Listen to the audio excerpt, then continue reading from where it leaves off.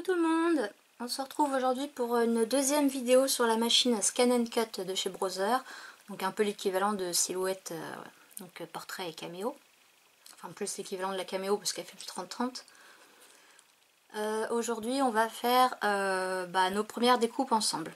Dans la première vidéo, je vous remettrai le petit en haut, je vous ai présenté la machine avec ce qu'on peut faire à partir de l'écran. Et aujourd'hui on va faire des petites découpes simples. Donc, on appuie sur le menu, il nous dit qu'il va placer le chariot. Voilà. On va dans motif et on va faire quelque chose de simple. Non.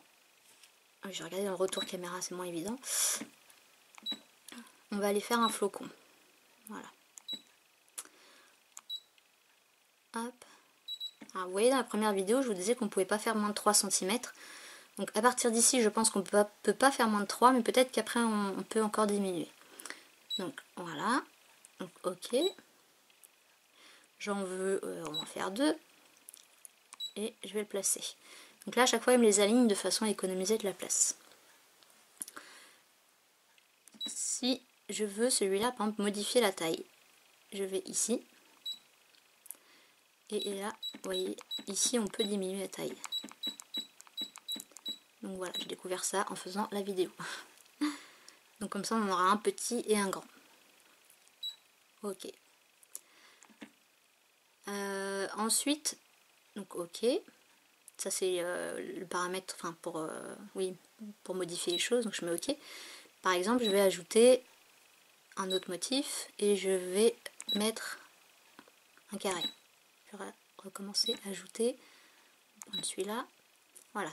Ici, c'est ici qu'il faut choisir si vous voulez faire une bordure. Hop. Voilà.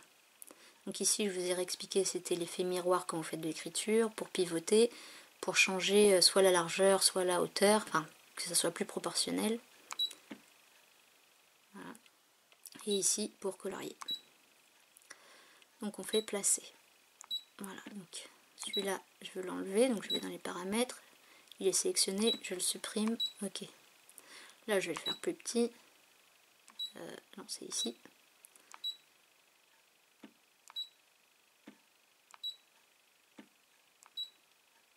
Voilà. Ok. Donc, c'est pareil. Donc là, ok. Et là, vous voyez, j'ai mis mes 3 trucs comme ça. Si je veux qu'il me les regroupe, là, il me les a alignés. Ok. Alors, maintenant, on va passer à la machine, au tapis, etc. Donc, je ne sais pas encore trop comment je vais positionner la caméra. Donc, voilà comment se présente le tapis de découpe. Donc, vous avez dessus une pellicule pour le protéger des poussières et puis, comme moi, des poils de chien, par exemple. Donc, vous devez retirer la pellicule.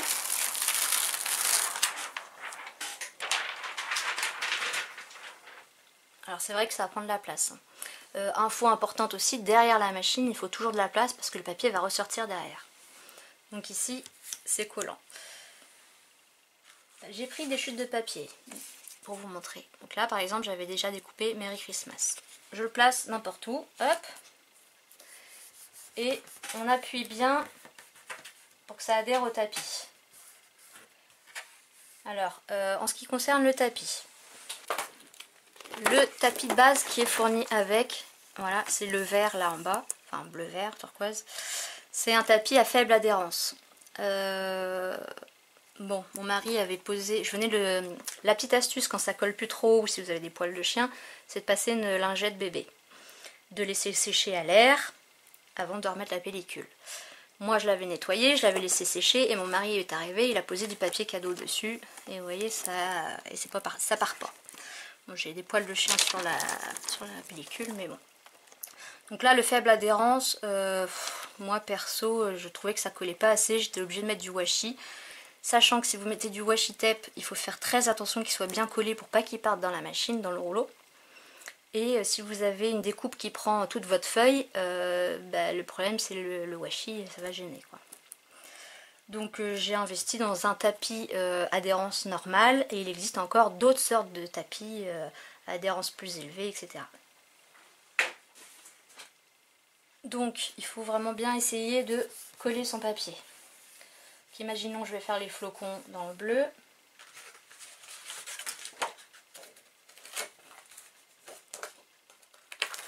Et là j'ai une autre chute de papier.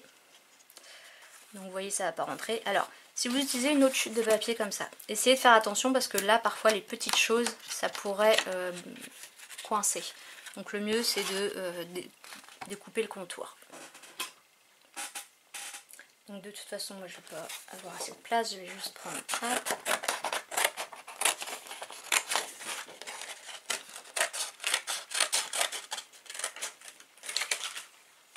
Voilà. Hop. Et on le place ici. Vous ouvrez le capot de votre machine. Et donc le tapis vous pouvez l'insérer soit dans ce sens là, soit dans ce sens là. Donc vous placez votre tapis en faisant bien attention qu'il passe bien sous les rouleaux à droite et à gauche sous la lame. Voilà, vous le placez. Et vous appuyez sur le bouton en haut à droite. C'est quand même une machine assez bruyante. Je vais scanner pour qu'à l'écran je puisse avoir mes feuilles. Donc j'appuie ici sur le carré et je mets en route.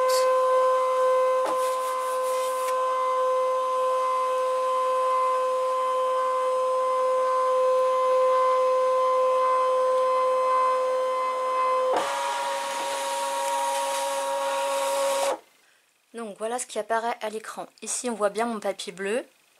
Alors quand c'est du papier foncé on le voit bien, quand c'est du papier clair évidemment ça se voit un peu moins. Mais on voit qu'il n'y a pas les quadrillages. Là vous voyez les quadrillages de la feuille. Là on voit qu'ils n'y sont pas donc on voit bien qu'il y a notre feuille ici. Donc le but ça va être de déplacer nos formes sur le papier. Donc je vais prendre un premier flocon que je vais mettre là. Un deuxième que je vais mettre là. Et mon carré je vais le faire sur la feuille. Si je veux zoomer pour être plus sûr, voilà, on voit bien que c'est sur le papier bleu, donc je peux essayer d'économiser de la place, voilà. Donc on peut encore zoomer jusqu'à 400. Voilà, on voit bien que ça touche pas, c'est bon. Ok. Et ici, voilà, on va zoomer. Voilà, et sur ma feuille, c'est bon. Donc, si vous avez fini vos modifications de taille, etc., vous faites OK. Et vous faites OK. Donc, vous pouvez enregistrer votre projet si vous voulez. Vous faites OK. Alors, soit vous avez traçage, vous les mettez de couleur, et donc là, vous allez mettre votre feutre. Donc, je vous ferai une vidéo prochainement dessus. Soit vous voulez découpe. Voilà. Découpe. Ici, vous avez paramètres. Vous pouvez changer la pression de découpe. Donc, vous rapportez au petit livret qui est fourni avec. Et il faut bien penser à ce que la lame soit sur le bon chiffre. Pour les machines de haut de gamme, la lame est auto-ajustable. Donc, vous n'avez pas de réglage à faire sur la lame, seulement sur la pression. Ok. Et donc là, je vais découper. Donc, je vais vous replacer sur la machine. Donc le bouton est devenu jaune, ça veut dire que c'est prêt, que je peux appuyer. Donc n'oubliez pas que derrière la machine, il ne doit rien avoir pour que la feuille puisse passer. Hop.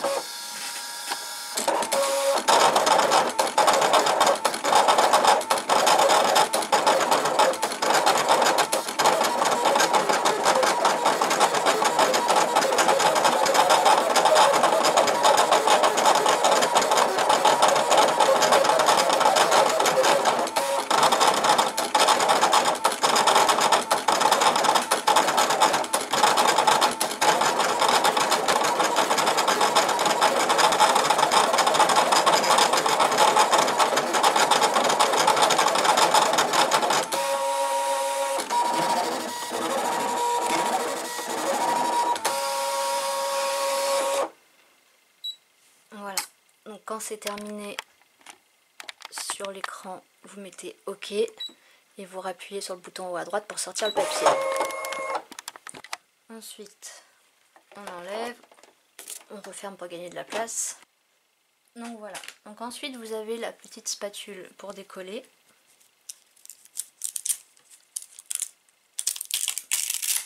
Voilà. Et après,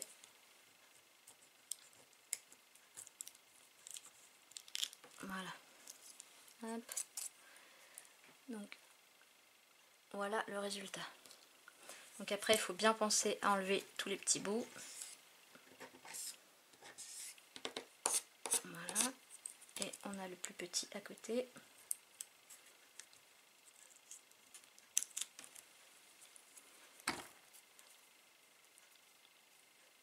Donc après avec un pic vous pouvez aider pour enlever les petits creux.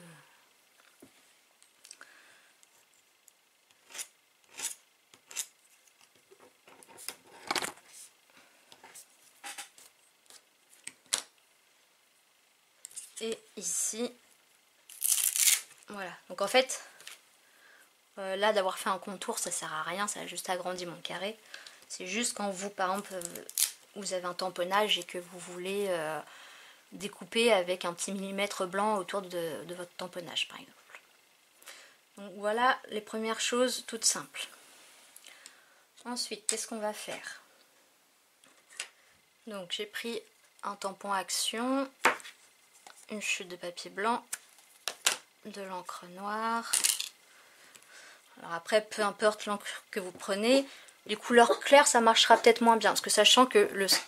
Excusez-moi, c'était le facteur qui m'a apporté un petit colis et une petite lettre. Donc, alors, oui, donc je sais plus, je vous disais, si vous prenez une couleur claire, il aura peut-être plus de mal à scanner. Il faut vraiment que les bords soient bien marqués, qu'il n'y ait pas de... Si vous tamponnez une fleur, s'il y a un morceau de contour qui a mal tamponné et qui est blanc, il ne vous le trouvera pas, ça ne marchera pas. Donc quand c'est comme ça, il ne faut pas hésiter à repasser avec un feutre noir pour terminer le contour. Donc je reprends mon papier, peu importe le sens, on s'en... Pardon, je parlais avec mon stylet dans la bouche. Peu importe le sens, on s'en fiche. Voilà. Hop.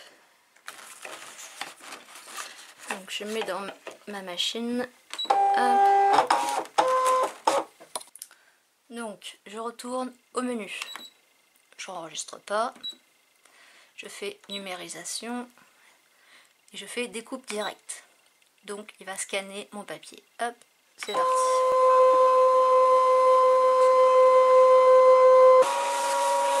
Donc là il me dit d'encadrer l'image parce qu'en fait après la numérisation prend un peu de temps. Donc plus vous êtes précis, mieux c'est, ça évite qu'il scanne toute la feuille. Voilà. Ok, donc là il va faire une reconnaissance qui est un peu longue.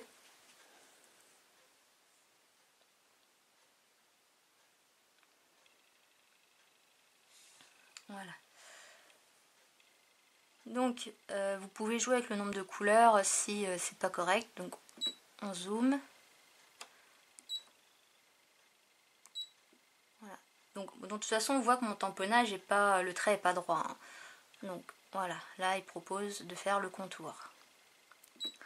Ok.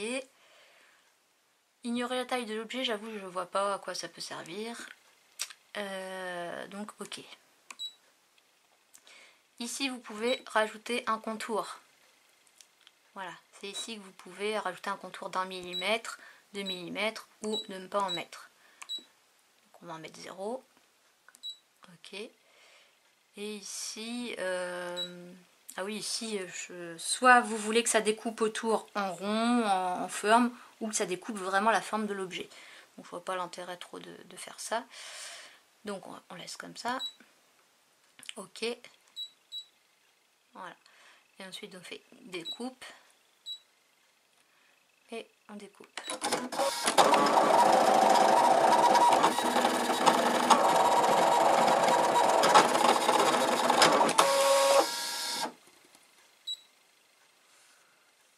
Ok, on sort le papier.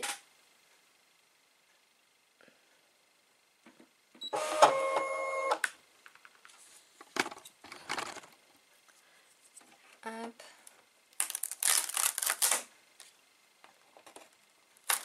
Et voilà le résultat. Après, ce qu'on peut aussi s'amuser à faire, je vais le retamponner, c'est d'essayer de découper, comme c'est rectangulaire, c'est assez facile, on peut essayer de redécouper l'intérieur si par exemple on veut mettre quelque chose. Alors, je retamponne et on refait. Donc voilà, je l'ai retamponné, donc vous voyez que de toute façon là le tampon est pas droit, donc on ne peut pas avoir quelque chose de nickel. Je le place sur ma feuille.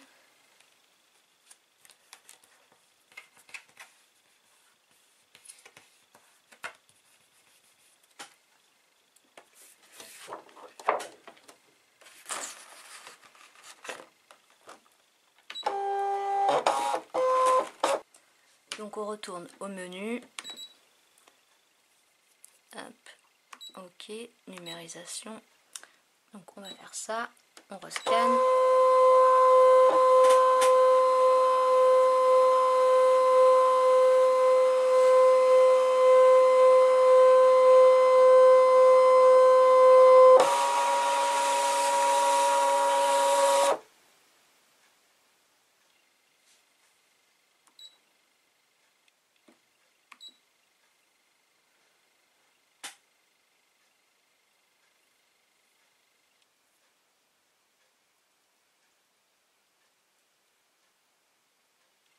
Donc ici, il vous propose des options, là pour l'instant il n'y en a pas besoin. Voilà, on veut juste le contour. Et ici, c'est si on voulait... alors ici, il découperait les tout petits carrés blancs qu'il y a à l'intérieur. Là, oups, tous les petits carrés, là, il les découperait. Mais je pense que ce serait pas super précis. Donc là, on veut juste le contour. Enregistrer. On va le mettre sur la clé. Ok. Donc là, il m'a enregistré sur la clé.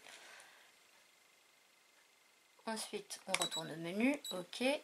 On va dans motif. On va chercher sur notre clé. Donc il l'a mis là tout en bas. On le place. Et donc là maintenant, on va pouvoir travailler avec. Alors, c'est vrai que mon dessin, je ne l'ai pas mis droit, donc ça va compliquer un peu la tâche, mais on va essayer. Qu'est-ce que je fais? Je vais ajouter un rectangle. Placer, voilà. Donc là, il est beaucoup trop grand. Donc après, je vais essayer de faire en sorte que le rectangle passe à l'intérieur. Alors, là, le hic, je vais vous zoomer. C'est le contour de mon dessin, mais on ne voit pas. Moi, mon rectangle, je voudrais le mettre ici, à l'intérieur. Donc on ne le voit pas là, ici. Donc je vais faire OK et je vais rescanner mon dessin. Voilà, et je rescanne. Voilà. Donc vous voyez, maintenant on voit le dessin. Et donc je vais pouvoir mieux placer mon rectangle. Donc je vais le mettre par là. Ensuite je vais dans les modifications et je vais le diminuer.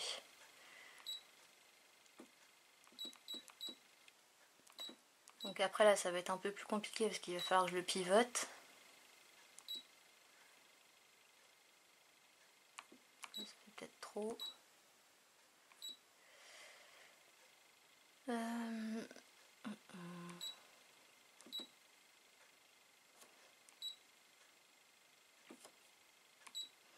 Donc là je fais ça un peu approximativement, rapidement.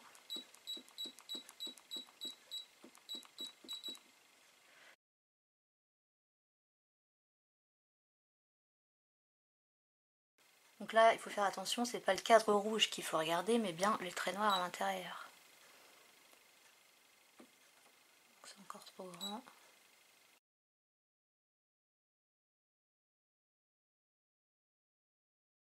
Ah oui, en fait il repart à 360, mais par rapport à là où il est maintenant, donc non, finalement il faut que je remonte.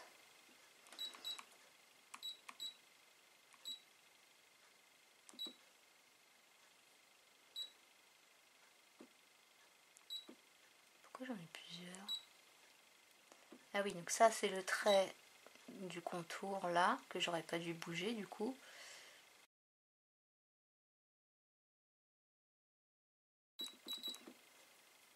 Après aussi, ce que vous pouvez faire, c'est prendre votre papier et mesurer avec une règle. Ça va peut-être être plus simple que de faire à vue d'œil. Donc en gros, il me faudrait un rectangle de 6 cm sur 2,9 on va dire.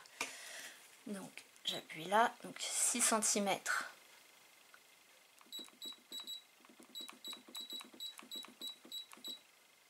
Je me rappelle plus combien j'ai dit. Par 2,9. Voilà. On va essayer comme ça.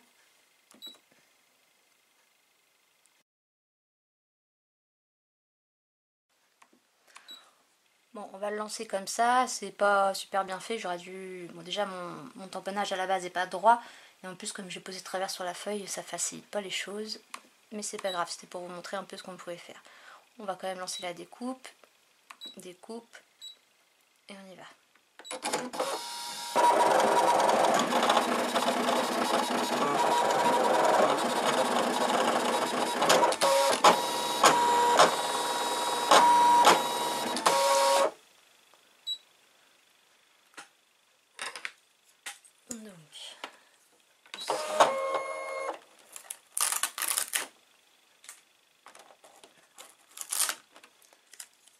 Donc, on a une petite bordure d'1 millimètre. Et vous voyez à l'intérieur, j'ai coupé le cadre. Donc comme ça peut vous l'évider. Bon, après, je vous ai dit, hein, c'était pas droit, donc c'était franchement pas évident à faire. Mais c'était pour vous donner une idée de ce qu'on pouvait faire. Je vais arrêter la vidéo là, et puis je vais en faire une troisième avec une découpe un peu différente. Voilà. Bah, j'espère que cette vidéo vous aura plu, et puis je vous dis à bientôt. Bye bye!